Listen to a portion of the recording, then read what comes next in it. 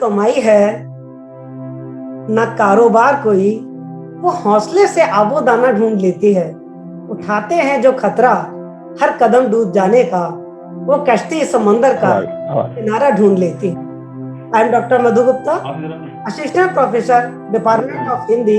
With me there are doctor Anupama Shekhawat, assistant professor, department of English, and doctor Preeti Bahit, assistant professor business and finance management from Maheshwari girls PG college, Pratap Nagar, Jaipur. A warm welcome to all of you. आज का हमारा संवाद हीरे मोती के पारखी उस महान विभूति से है जो न केवल इन अमूल्य पत्थरों को तराशता है, परखता है, बल्कि बेशकीमती इंसानों को भी गढ़ता है। Yes, mister Satish Sharma is an accomplished jeweler, motivator, yoga teacher, and a great mentor to the family. He shares his knowledge of yoga with yoga trainers from around the world. He is a well-connected person. He keeps in touch with world-famous jewelry designers and jewelry houses all over the world. Students of Indian Institute of Tourism and Travel Management, Gwalior, have benefited from his knowledge about gems and jewelers. जी हाँ, प्रतिष्ठित श्री सतीश शर्मा और jewels के कद्रदान होने के साथ साथ योग विद्या के और जीवन प्रबंधन के कुशल प्रशिक्षक के रूप में अपार ख्याति प्राप्त कर चुके हैं। आप भगवत गीता को जीवन का मूल मानते हैं। आज हमारे बीच विराजमान हैं। आप हिमालय गंग सरीखे, जलधि तरंग सरीखे, प्रेम रंग से चंदन करते हैं। आदरणीय सतीश जी, हम आपका स्वागत अभिनंदन करते हैं। सुख के बादल नभ पर छाए, हम अर्पित कोमल मन करते हैं। हम आपका स्वागत अभिनंदन करते हैं फिर अभिवादन, याचक बनकर याचन करते हैं। हम आपका स्वागत अभिनंदन करते हैं। स्वागत की इस लीला के पश्चात अनुपमा जी, मन कुछ तो कर रहा है। yes, उधर इस पेट की भूख भोजन से शांत होती है, वैसे ही मन की भूख, इस आत्मा की भूख कुछ नॉलेज, कुछ संस्कार, कुछ ऐसा चाहता है जो मन को आपूरित कर दे, जो जीवन के सूनेपन को भर दे, जो हर रीते को भर दे, तृप्त कर दे। क्या मैं कुछ गलत तो नहीं कह रही हूँ अनुपमा जी? बिल्कुल नहीं मैम, बिल्कुल नहीं। तो चलिए ना, ले चलिए हमें हाथ पकड़कर उस गंग तीर पर ले चलिए, जहां मन निश्चल हो जाए, प्लीज प्रोसीड। जी मैम, बिल्कुल। जानना चाहते हैं। नमस्कार। Thank you so much, Madhu ma'am, for the beautiful introduction, ma'am. As usual, Madhu ma'am, मतलब पूरा कहते हैं ना कि जो समाओं को पूरा बांध लेती है, ये इनमें बहुत प्यारा गुण है, और जितनी ये प्यारी दिखती है और उतना ही हमें सबको मोटिवेट करती है। Thank you so much Madhu ma'am. आप ऐसी विभूतियों के हमारे बीच में लेकर आते हैं कि मेरी कलम नहीं रुकती है, मेरे शब्द पढ़ते हैं, मेरी भावनाएं नहीं निकल पाती। बिल्कुल। और इतना प्यारा मधु मैम ने कहा है। तो Satish sir, are you ready? आप रेडी है सर? हम भी उत्सुक है आपसे कुछ प्रश्न पूछने के लिए। सर, सबसे पहले आपको नमस्कार। I am doctor Preeti Bahiti sir. बहुत कुछ सुना है सर आपके बारे में, और आप बहुत लाइफ स्किल ट्रेनर भी है, एंड प्लस फॉरेन के कई सारे लोगों को आपने ट्रेन किया है sir for many years. That is really a big deal sir. और हमने सुना है कि आप हर तरीके से, चाहे योगा हो, चाहे भागवत गीता हो, चाहे नॉलेज ट्रेनर हो, चाहे एक बड़े एंटरप्रेन्योर हो, हर जगह आपने अपना सक्सेस लिया है सर। तो बहुत सारे क्वेश्चंस है सर पब्लिक आपसे एंड जो जनता आपसे पूछना चाहती है, और उसके कुछ क्वेश्चंस हम आपके समक्ष रखना चाहते हैं सर। सो इजाजत आपकी सर? हाँ, बिल्कुल। So yes sir. So sir पहला प्रश्न मेरा कि भगवत गीता जो है sir, it has always acted as a tool to lead your life sir. आपने अपनी जिंदगी भगवत गीता को आपने एकदम मूल प्रिंसिपल माना है। उसके कारण आपने कहा है कि yes, life without Bhagavad Gita is incomplete. So sir, आप अपना कहते हैं कि भगवत गीता एक ऐसा माध्यम है जो अपने जीवन को बहुत ही पीसफुल और शांत बना दे। तो सर क्या आप ये क्या पावर है सर ये भगवत गीता में? Can you please elaborate sir? क्या आप बताएंगे सर? या बिल्कुल बिल्कुल बिल्कुल बिल्कुल बिल्कुल मैं जी बताता सर। हूँ आपको। जी देखिए, मैं अपने खुद के जीवन से ही आपको अनुभव बताता हूँ इसका, कि जो गीता है वो मेरे लिए हर एक क्षेत्र में, चाहे वो मेरा क्षेत्र व्यापार का रहा, चाहे वो मेरा क्षेत्र योगा का रहा, चाहे मेरा किसी के ट्रेनिंग का रहा, तो गीता से बढ़िया कोई टूल किसी के जीवन में कभी हो ही नहीं सकता है। क्यों नहीं हो सकता बिल्कुल है? क्योंकि गीता जो है वो अपने आप में एक प्रकार का कंप्लीट टूल है, कंप्लीट इंस्ट्रूमेंट है, जो आपके जीवन को किसी भी क्षेत्र में, आप चाहे किसी भी क्षेत्र में काम करते हो, आपके लिए उतनी ही उपयोगी रहेगी जितनी किसी एक आदमी के लिए हो सकती है। जैसे अर्जुन के लिए समझ लें आप, क्योंकि अर्जुन और गीता का संवाद जो है अर्जुन और कृष्ण के बीच में है। तो ओके अर्जुन जो है, आप ही समझिए कि आप खुद अर्जुन बन जाइए और जी। कृष्ण गीता बन जाती है। जब आप जीवन के किसी भी क्षेत्र में आप जाते हैं, किसी भी क्या परेशानी में बात। होते हैं, किसी भी आपको सफलता चाहिए, तो आप उसको आज as a tool, as a अपना मित्र, एज ए अपना एक रास्ता दिखाने वाला कुछ भी आप मान करके गीता को रख लीजिए, आपको निश्चित तौर से आपके जीवन में सफलता मिलेगी। एक और बिल्कुल बात है इसके बिल्कुल विषय, एक और बात है इसके विषय में, कि गीता कोई धर्म की किताब नहीं है। मैं आपको समझाऊं, ये मानव ओके कल्याण के लिए है। तो मानव कल्याण ओके के लिए होने के नाते इसको कोई भी धर्म का व्यक्ति, किसी भी देश का व्यक्ति, किसी भी भाषा का व्यक्ति, किसी भी संस्था को मानने वाला, किसी भी पंथ को मानने वाला कोई भी व्यक्ति इसका अगर एज ए टूल इसको इस्तेमाल करेगा, अपने जीवन में लागू करेगा, तो निश्चित तौर से उसे सफलता प्लस संतुष्टि, सफलता के साथ साथ संतुष्टि का होना भी बहुत जरूरी है। क्योंकि यदि सफलता आपको प्राप्त होती है और आपको संतुष्टि नहीं मिलती है, तो वो अधूरी सफलता कहलाती है, सफलता पूरी नहीं कहलाती है। तो मेरे जीवन में मैं इसको मानता हूँ, प्लस मैं सभी को सजेस्ट करता हूँ कि अपने जीवन में गीता को एक मित्र के रूप में और एक टूल के रूप में निश्चित रूप से आजमाएं, आपको 100% सफलता मिलेगी। बिल्कुल सर, बहुत ही बढ़िया सर। तो हम बिल्कुल भगवत गीता को तो एज अपनी बाइबल एंड ऑल वी से कि भगवत गीता हर विपत्तियों में भी काम आती है, क्योंकि उसमें बहुत सारे प्रिंसिपल्स है एंड उसके बारे में और आगे डिस्कस करेंगे। अच्छा सर, आप ये भगवत गीता और ये तो पढ़ते हैं, लेकिन सर आप बहुत एक बड़े एंटरप्रेन्योर भी है सर। और अभी सर आपने 25 ईयर्स आपके entrepreneurship Rajasthan gems and jewels में सेलिब्रेट किया है sir, as a leading firm and reputed.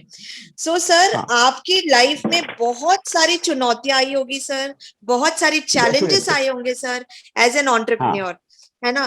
तो सर आप थोड़ा इसके बारे में बताएं सर।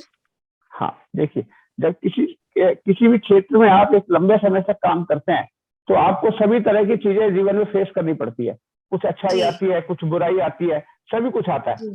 तो सभी कुछ को फेस करते हुए आपने जो है, आपकी जो टीम थी, उसमें टीम में जो आपके साथ काम करने वाले लोग थे, वो आपके साथ में वास्तव में बड़े अच्छे थे। हमारा परिवार जो है वो बड़ा अच्छा था, जिसने हमें सपोर्ट किया, सहयोग किया। इसके लिए समय समय पर हमें निश्चित तौर से सफलता प्राप्त कराने में हमारा परिवार, हमारी टीम जो हमारे साथ थी, उसमें काम किया। एक और चीज, परेशानी के साथ साथ क्या है, ये एक व्यापार ऐसा है जिसमें आपको काम करने में आनंद आता है, क्योंकि ये जो है सुंदरता के साथ ताल्लुक रखता है। इस व्यापार में सबसे बड़ी बात क्या है कि आपको रोज हर चीज नई सुंदर देखने को मिलती है, सुंदर बनाने को मिलती है। तो इस आपका जीवन भी जो है इसके साथ साथ सुंदर बन जाता है, मधुर बन जाता है। इसलिए ये अपने आप में एक बहुत अच्छा बिजनेस है, और इसकी सफलता के साथ 25 साल में हमने बड़े आनंद के साथ इसको मनाया है। बाकी तकलीफ थोड़ी बहुत आई है, लेकिन वो धैर्य के साथ में और उत्साह के साथ में उनको अगर आप बयान करेंगे तो कहीं आपको धैर्य और तकलीफ नजर नहीं आएगी। बहुत बढ़िया सर, बहुत ही बढ़िया। हमने आपके इंट्रोडक्शन में ये भी देखा था सर कि आपके 2 बेटे हैं, शायद उनका भी सहयोग आपके साथ रहा होगा, जैसे कि आपने कहा कि परिवार का। बिल्कुल, तो ये तो बहुत खुशी की बात है सर हमारे लिए। और बिल्कुल कहते हैं कि जब फैमिली सपोर्ट है, और वो भी शायद हमें ये हमारे संस्कार है सर जो आपने अपने बच्चों में डाले हैं, और इसी के कारण शायद उन्नति संभव हुई है सर। Great sir. बिल्कुल। सर लोग ये आपका से राजस्थान जेम्स एंड ज्वेल्स है सर, नाम कहता है जेम स्टोन्स, है ना सर। आजकल की हाँ कोई भी परेशानी या होती है ना सर, तो कहते हैं कि यार ये जेम स्टोन पहन लो, थोड़ी परेशानी दूर हो जाएगी। किसी को मूंगा पहनने को कहते हैं सर, किसी को मोती पहनने को कहते हैं। तो सर क्या आप ये मानते हो कि जो लक है इंडिविजुअल का, ये हाँ कुछ ही दिनों में और जेम स्टोन पहनने से चेंज हो जाता है? क्या आप अग्री करते हो सर? दुनिया कहती है ऐसे, लेकिन कई कहते हैं चलिए कि यार इसमें, इसका रिवर्स इफेक्ट भी होता है। तो सर ये एक्चुअल में क्या है, ये मिथ है या हाँ एक्चुअली क्या है? थोड़ा इस विषय में प्रकाश डालते हैं अपन कि यस मनुष्य के जीवन में रंगों का जो है बड़ा प्रभाव रहता है। जी। किसी को कोई रंग पसंद होता है, क्यों का रंग पसंद होता है? क्योंकि जिस वक्त आप इस पृथ्वी पर जन्म लेते हैं उस वक्त स्टार्स की, ग्रह की क्या स्थिति है, कौन सी अच्छा स्थिति आपके लिए है फेवरेबल है और कौन सी स्थिति आपके लिए फेवरेबल नहीं है, उसके अच्छा अनुकूल आपको जो रंग है वो आपको प्रभावित करते हैं। रंग अच्छा। प्रभावित में आप देखिए आपके शरीर में भी जो है एक रेनबो बना हुआ है, जिसे ओके हम चक्र बोलते हैं। 7 जी रंग के चक्र होते हैं, 7 जी। कलर होते हैं। वो जो रेनबो चक्र है वो आपका बेसिकली शरीर में आपका पावरफुल स्टेशन है, जहां से आपको अलग अच्छा अलग प्रकार की पावर मिलती है। उन जी कलर्स के हिसाब से भी आप स्टोन को यूज कर सकते हैं। अब रही भाग्य की सवाल, तो देखिए जी भाग्य का जहां तक सवाल है तो भाग्य जो है वो कर्म के साथ लागू रहता है। ये स्टोन बिल्कुल। आपको पॉजिटिविटी देता है, आपको अच्छा काम करने में सहयोग देता है। काम तो आपको खुद को करना पड़ेगा। आप यूं समझिए कि बहुत तेज बारिश आ रही है, तो बहुत हाँ तेज बारिश को तो आप नहीं रोक सकते, लेकिन जी छाता लगा सकते हैं। तो ये स्टोन जो है बिल्कुल। ये आप छाते का काम करेंगे। बारिश का तो नहीं रोक सकते आप, लेकिन स्टोन का जरूर नहीं काम करेंगे। इसका छाते का काम बिल्कुल करेंगे, आपको थोड़ा सा पॉजिटिविटी ज्यादा बना के रखेंगे। नेगेटिविटी रहेगी तो उसको आपको कम लगेगी। ऐसा नहीं है कि कम नेगेटिविटी लगेगी। नहीं रहेगी, नेगेटिविटी तो आएगी, लेकिन उसके साथ साथ ये आपको कम लगेगी। ये इसका प्रभाव है, बिल्कुल क्योंकि आप में पॉजिटिविटी बढ़ाता है। इस कारण से ये आपके, मैं 100% नहीं कहूंगा कि ये आपका बिल्कुल भाग्य बदल देगा, क्योंकि भाग्य तो कर्म से ही बदलेगा। कर्म तो आपको करना बिल्कुल ही पड़ेगा, बिना कर्म के बिल्कुल। भाग्य नहीं बदल सकता है ना? तो स्टोन का एक यस निश्चित तौर से प्रभाव पड़ता है। ऐसा नहीं बिल्कुल है कि सर। स्टोन का प्रभाव नहीं पड़ता है। तो आप अपने जी जीवन में जैसे आप अगर ग्रह के हिसाब से यूज करना चाहते हैं तो ग्रह के हिसाब से यूज कीजिए, एनर्जी के हिसाब से यूज करना चाहते हैं तो एनर्जी को यूज कीजिए। क्योंकि एनर्जी के साथ साथ देखिए स्टोन में है क्या, मेन चीज है केमिकल कंस्ट्रक्शन। केमिकल कंस्ट्रक्शन के बाद है रिफ्रैक्टिव इंडेक्स। लाइट उसमें से पास होती है, वो आपके शरीर में जाती है, वो आपको नेगेटिव पॉजिटिव दोनों एनर्जी आपको प्राप्त कराती है। तीसरी जी स्पेसिफिक ग्रेविटी है, वो आपके शरीर को प्रभावित करती है। चौथी जी हार्डनेस है, वो आपको मजबूती देता है। तो इस तरह स्टोन डेफिनेटली आपके जीवन में फायदा करेगा, इसका नुकसान नहीं होगा। हाँ ये जरूर है कि आपको अपने ग्रह, आप जिस वक्त पृथ्वी पर आपने जन्म लिया है, किस स्थिति में है आप हैं, कौन से स्टार्स आपको फेवरेबल है, उसके अनुसार अगर आप कलर चूज करेंगे अपने लिए तो डेफिनेटली आपके जीवन में कुछ ना कुछ प्रभाव, पॉजिटिव प्रभाव लेकर के आएगा। बहुत ही बढ़िया सर। मतलब हमें एक कोई पर्सन, कोई गाइड करने वाला मिल जाए कि बेसिकली क्या आपके लिए सूटेबल है, और अगर उसे सही गाइड किया तो शायद पॉजिटिविटी और बढ़ सकती है हमारे लिए, कि हमारा डेफिनेटली स्टोन हमारे लिए 100%। कौन सा फिट रहेगा। राइट हाँ बिल्कुल राइट बिल्कुल। सर। सर कहते हैं कि पॉजिटिव इंडिविजुअल अगर होता है ना, जैसे अभी आपने कहा पॉजिटिविटी, तो सर ये पॉजिटिव इंडिविजुअल एक बढ़िया अपनी सक्सेसफुल लाइफ लीड कर सकता है सर। क्या आपके लिए सर पॉजिटिविटी मतलब क्या, आप क्या कहेंगे सर? सकारात्मक विचार, पॉजिटिविटी, क्या बिल्कुल आपके लिए क्या है सर? देखिए ये पॉजिटिविटी बेसिकली सभी के लिए एक होती है, चाहे आपके लिए और मेरे लिए अलग अलग नहीं होगी। हाँ अब उसका हम इस्तेमाल कैसे करते हैं वो अलग बात है। देखिए किसी के साथ कोई छोटी घटना घटती है, अब छोटी घटना को या तो वो बड़े रूप में देखेगा। चलिए आपका एक्सीडेंट हो गया, एक्सीडेंट में आपकी उंगली में लग गई, तो आप उसको नेगेटिव होंगे तो आप बहुत बड़ा सोचेंगे, पता नहीं किसका दिल देखा था, पता नहीं क्यों आज मेरा एक्सीडेंट हो गया। बिल्कुल अगर आप सर।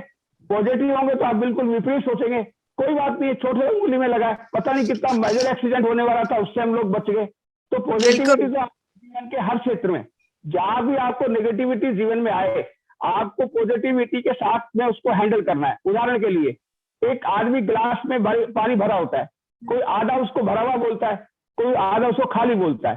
तो बिल्कुल अगर आप में पॉजिटिव तो आप उसको भरा हुआ बोलेंगे, और नेगेटिविटी राइट ज्यादा होगी तो आप उसको खाली बोलेंगे। तो इसलिए जीवन बिल्कुल में नेगेटिव और पॉजिटिव दोनों एक साथ चलती हैं।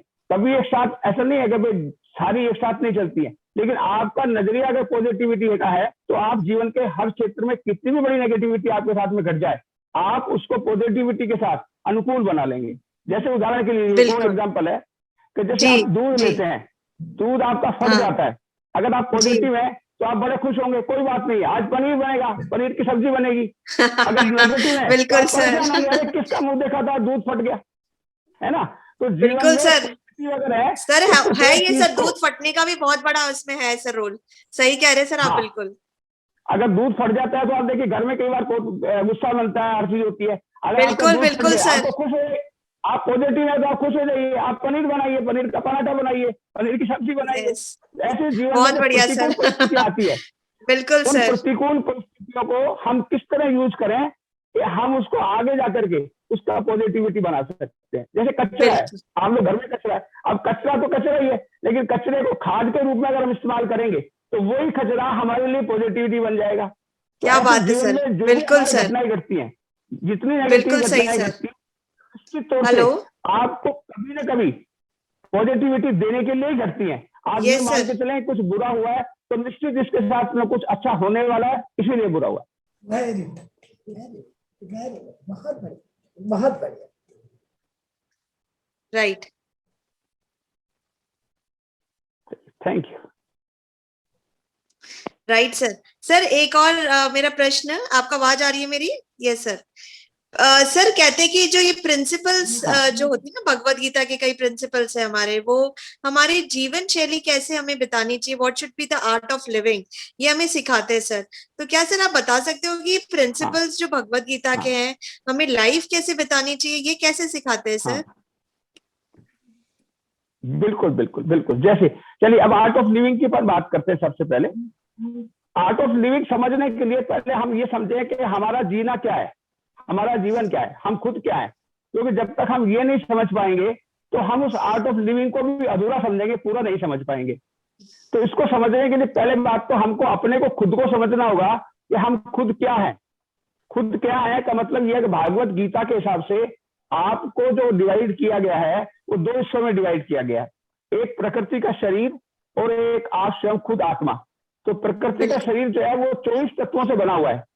वो 24 तत्वों को आप समझ करके अच्छा। अगर आप अपने जीवन में इसको लागू करें, जो वो आपको टूल्स है 24 आपको काम करने के लिए मिले, उसमें 5 ज्ञानेंद्रियां हैं, 5 कर्मेंद्रियां हैं, 5 अपने प्राण है, एक मन है, एक बुद्धि है, इस तरह 5 पंच महाभूत है। तो 24 प्रकार के शरीर से अपना बना हुआ है। अब उसको हमें इस्तेमाल कैसे करना है?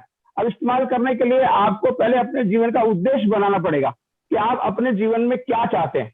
भागवत गीता के हिसाब से जो मनुष्य का उद्देश्य है वो 4 है, 4 जिसको पुरुषार्थ बोलते हैं, धर्म, अर्थ, काम और मोक्ष। अब धर्म की परिभाषा पहले समझिए। धर्म का मतलब कोई पूजा पाठ नहीं है। गीता के हिसाब से धर्म का मतलब है जिस वक्त जो आपका कर्तव्य है उस कर्तव्य को बिना भय और बिना लालच के करना धर्म है। अब इस वक्त जैसे आप टीचर हैं तो आपका पढ़ाने का काम है, आपको बिना भय बिना लालच के पढ़ाना चाहिए। कोई आदमी फौजी है तो फौज को उसको लड़ने का काम है, तो उसको बिना भय और बिना लालच के लड़ना चाहिए।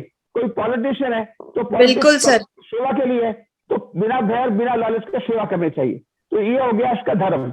दूसरा जीवन का उद्देश्य भागवत के हिसाब से धर्म के बाद होता है अर्थ। जब आप काम करेंगे, मेहनत करेंगे, कर्तव्य को निभाएंगे तो आपको अर्थ प्राप्त होगा। अर्थ का मतलब पदार्थ प्राप्त होंगे जिनसे आपका जीवन चलता है।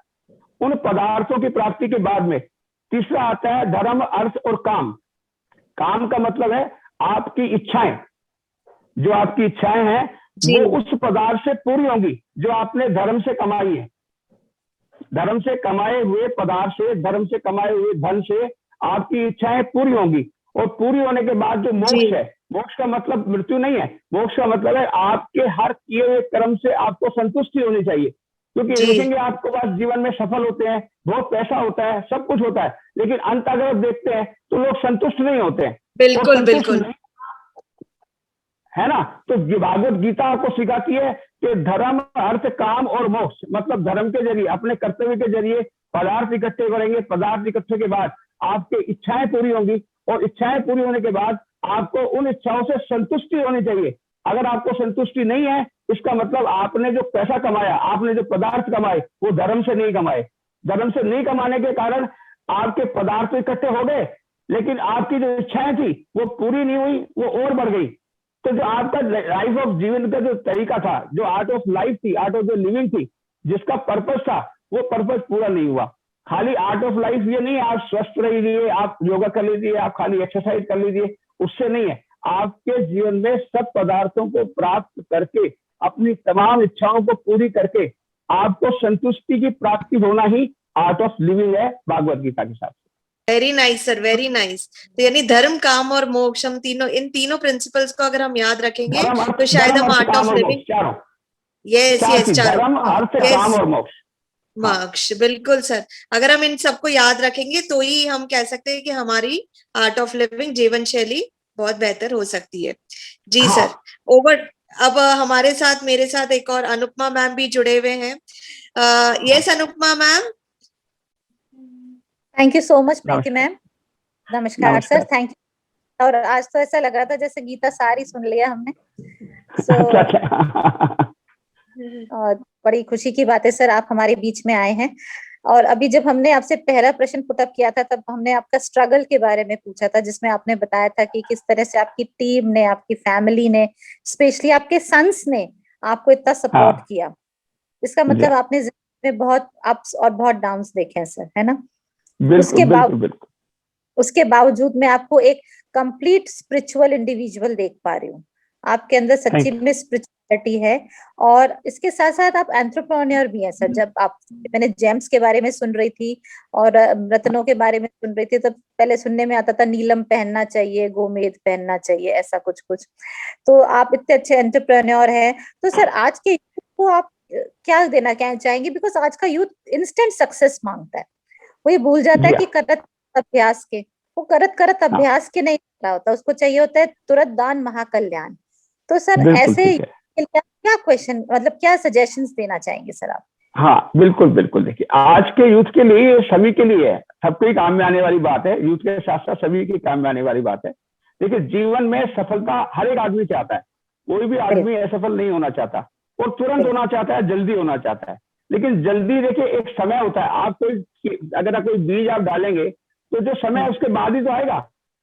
आप बच्चा होता है तो 9 महीने के बाद ही बच्चा बनेगा, आप चाहेंगे 1 महीने बन जाए तो नहीं बनेगा। तो यूथ को डेफिनेटली अपने कर्तव्य के साथ साथ सबसे पहले उसको अपना उद्देश्य बनाना चाहिए, अपना एक टारगेट बनाना चाहिए। उस टारगेट के साथ उसको अभ्यास करना चाहिए, क्योंकि टारगेट में अगर आपने अभ्यास नहीं किया तो आप सफल नहीं होंगे। फिर उस अभ्यास के साथ, अभ्यास में आपको निरंतरता होनी चाहिए, क्योंकि हम कभी करते हैं कभी नहीं करते हैं, तो वो निरंतरता न रहने के कारण हम उसमें सफल नहीं हो पाते हैं। तो अभ्यास के साथ में निरंतरता, और निरंतरता के साथ असफल होने की स्थिति में भी धैर्य पूर्वक और उत्साहपूर्वक लगातार निरंतरता के साथ हमें अभ्यास करना चाहिए। मेरा ऐसा अपना अनुभव है कि धैर्य और अभ्यास और निरंतरता, ये 3 चीज अगर आप किसी भी के साथ में लागू रखेंगे, किसी भी टारगेट को, बड़े से बड़े टारगेट को लेकर चलिए, आपको निश्चित तौर से सफलता मिलेगी। मैं अपने जीवन के आधार पर बताता हूँ। हेलो, हाँ सर बताएं। डाउन टू अर्थ होने के बाद उद्देश्य क्या रहा? एक ही चीज, अभ्यास, निरंतरता और धैर्य। ये 3 चीज आप अपने साथ रखिए। धैर्य के साथ, उत्साह के साथ किसी चीज में लगे रहेंगे तो मैं आज के यूथ को डेफिनेट मैसेज देता हूं कि वो 100% इस सिद्धांत के साथ 100% सफलता मिलेगी, क्योंकि ये सिद्धांत गीता का है, मेरा अपना बनाया हुआ नहीं है। और गीता का सिद्धांत ठाकुर जी का सिद्धांत है, भगवान का सिद्धांत है, वो कभी भी फेल नहीं हो सकता है। तो ये सिद्धांत के अगर आप कोई भी चलेंगे, आप चलेंगे, यूथ चलेगा, तो निश्चित तौर से उसको सफलता प्राप्त होगी। Thank you so much sir, बहुत सही बात बताई आपने। धैर्य होना बहुत जरूरी है, निरंतरता होनी बहुत जरूरी है, और हमें कंटिन्यूअसली उत्साह के साथ उसमें लगे भी रहना चाहिए। उत्साह के साथ लगना चाहिए। सही बात है। अच्छा सर, जैसे अभी आपने बताया कि गीता आपकी बहुत ही स्ट्रॉन्ग सपोर्ट रही है, गीता आपने बहुत पढ़ी है, आपने और भी बहुत सारी स्पिरिचुअल बुक्स पढ़ी होंगी। तो सर आज के यूथ को अपन कौन सी बुक्स पढ़ने को प्रेरित करें, क्या बोले घर में बच्चों को कौन सी? हाँ बिल्कुल बिल्कुल। देखिए कुछ जो अपने जीवन में मैंने जिनको पढ़ा है, बचपन में जैसे शुरू में मैंने पढ़ा है, उन किताबों के नाम मैं आपको बताता हूँ। पहली है एक डेल कार्नेगी की किताब है, how to make friends and influence the people. उसका नाम है लोक व्यवहार, हिंदी में लोक व्यवहार है। वो बड़ी अच्छी किताब है। मेरा अपना ऐसा मानना है कि प्रत्येक बच्चे को, अपने पेरेंट्स को, प्रत्येक बच्चे को वो किताब जरूर पढ़ानी चाहिए। अगर आप अपने बच्चों को पढ़ाएंगे तो निश्चित तौर से उन्हें कैसे जीवन में लोगों के साथ व्यवहार करना चाहिए वो आ जाएगा, और जब व्यवहार करना आ जाएगा तो सफलता निश्चित तौर से उन्हें प्राप्त होगी। दूसरी किताब मैं सजेस्ट करता हूं, बड़ी सोच का बड़ा जादू, एक जादू किताब है, बड़ी सोच का बड़ा जादू, वो भी जादू किताब है। अगर आप उसको पढ़ेंगे तो आपकी पर्सनैलिटी इतनी डेवलप होगी, आपको खुद को अंदर से इतना कॉन्फिडेंस महसूस होगा कि आप खुद महसूस करेंगे कि जादू भरी किताबें हैं। तीसरी किताब है सीक्रेट, रहस्य, रोंडा ब्रायनी किताब है, हाँ वो वाली रहस्य। ये 3 किताबें आप अपने बच्चों को जरूर दीजिए, यूथ को जरूर दीजिए। मैं तो कहता हूँ जो स्कूल में पढ़ते हैं बच्चे, वहां से उनको शुरू करवाइए। और चौथी किताब है गीता, जिसका तो कोई मैच है ही नहीं। मतलब गीता अपने आप में दुनिया के किसी भी व्यक्ति को, देखिए गीता में सबसे बड़ी क्वालिटी क्या है, मैं आपको समझाता हूँ। गीता आपको अपनी बात मनवाने का तरीका बताती है कि आपको अपनी बात मनवानी कैसे है, सामने वाले से आपको अपनी बात कैसे मनवानी है। अपनी बात मनवाने के 2 तरीके हैं, मैं आपकी तर्क की धज्जियां उड़ा दूं और आपसे अपनी बात मनवा लूं। ये तरीका सही नहीं है। गीता आपको ये तरीका नहीं सिखाती है। गीता आपको सिखाती है कि पेशेंस और धैर्य से पूरी सामने वाले की बात सुनिए, और पूरी बात सुनने के बाद जिस में उसका भला है वहां से उसको शुरू कीजिए। देखिए गीता कहां से शुरू हुई है? अर्जुन और कृष्ण के संवाद से शुरू हुई है। अर्जुन पहले श्लोक में 57 श्लोक तक, मतलब 47 श्लोक तक वो अर्जुन बोलता रहा और कृष्ण भगवान चुपचाप उसकी बात सुनते रहे। दूसरे अध्याय के 11वें श्लोक से उन्होंने बोलना शुरू किया, और अंत में क्या हुआ? जो अर्जुन साफ मना कर रहा था कि मैं ये काम नहीं करूंगा, अंत में वो ये कह रहा है कि मैं करूंगा ही नहीं, बल्कि आप जो कहेंगे, जैसे कहेंगे वैसे करूंगा। तो ये कितनी बड़ी बात है कि एक व्यक्ति जो आपको ना कर रहा है किसी बात के लिए, और अंत में आपसे ये कह रहा है कि मैं वो काम ही नहीं करूंगा, बल्कि वो करूंगा जिस तरीके से आप मुझे कहेंगे। तो इससे बढ़िया तो दुनिया में किताब को गीता से अच्छी हो ही नहीं सकती है। इसलिए मेरा अपना मानना है कि हम जब गीता को देते हैं, हमारी गलती क्या है, हम एक्चुअली गीता को समझते हैं कि हमें जीवन के आखिरी पार्ट में या दूसरा तीसरा पार्ट पूरा करने के बाद गीता पढ़नी चाहिए। नहीं, गीता बेसिकली बच्चों को देनी चाहिए, क्योंकि बच्चे के पास पूरा जीवन है उसको इस्तेमाल करने के लिए। अब हम जैसे 65 साल के होने को आए, 70 साल के होने गए, कि गीता का ज्ञान कितने दिन काम मिलेंगे, कितने दिन लोगों को बताएंगे? तो गीता का ज्ञान वास्तव में तो जो बच्चे हैं, स्कूल के बच्चे हैं, वहां से शुरू होना चाहिए, क्योंकि उनके पास पूरा जीवन है उसको काम में लेने के लिए।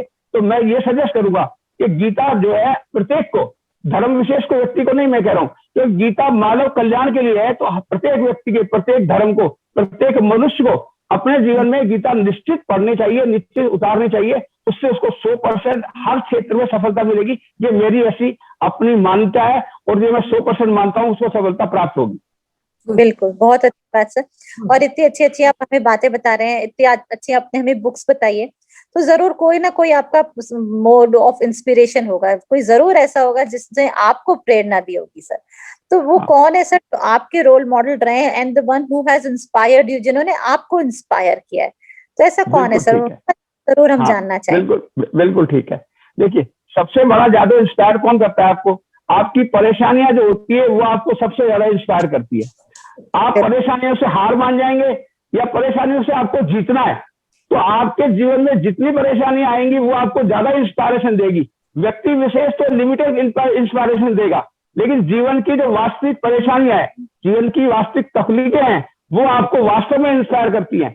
ये निश्चित है कि व्यक्ति विशेष भी इंस्पायर करते हैं। तो जैसा मैंने आपको शुरू में कहा कि मेरा पूरा परिवार मेरे लिए इंस्पायरेशन रहा, मुझे उनके लिए कुछ काम करना था, कुछ उन्हें मेरे लिए काम करना था, तो पूरा परिवार ही इंस्पायरेशन था। क्योंकि ये ज्वेलरी लाइन थी तो हमारे परिवार में नहीं है, क्योंकि मैं ब्राह्मण परिवार से बिलोंग करता हूँ, तो ज्वेलरी हमारी लाइन नहीं थी। तो परेशानी ही जो थी वही हमारे लिए इंस्पायरेशन थी, और उससे हमने सीख करके धैर्य पूर्वक, उत्साह पूर्वक बहुत कुछ सीखा। और मैं सबको ये मैसेज दूंगा कि जीवन में जितनी परेशानी आती है उससे कुछ ना कुछ सीखिए, वही आपके लिए इंस्पायरेशन बनेगी। व्यक्ति विशेष तो थोड़ी सी इंस्पायरेशन देके आपसे अलग हो जाएगी। क्या बात बोली सर, बहुत ही अच्छी बात है, और एकदम प्रैक्टिकल बात है ये, कि कोई एक ही फील्ड पे इंस्पायर करता है, कोई एक ही फील्ड पे करती, परेशानियां आपको चहुं ओर से विकसित करती हैं। अच्छा सर, तो ये बताइए सर, सक्सेस मंत्रा क्या है सर? आपकी लाइफ का सक्सेस मंत्रा क्या है? बिल्कुल, सक्सेस मंत्र देखिए, सक्सेस मंत्र एक ही है। सक्सेस मंत्र का सीधा सीधा अभ्यास है कि गीता आपको क्या बोलती है कि कठिन से कठिन काम में भी आपको क्या चाहिए? सबसे पहले चाहिए आपको एक टारगेट चाहिए, उत्साह चाहिए।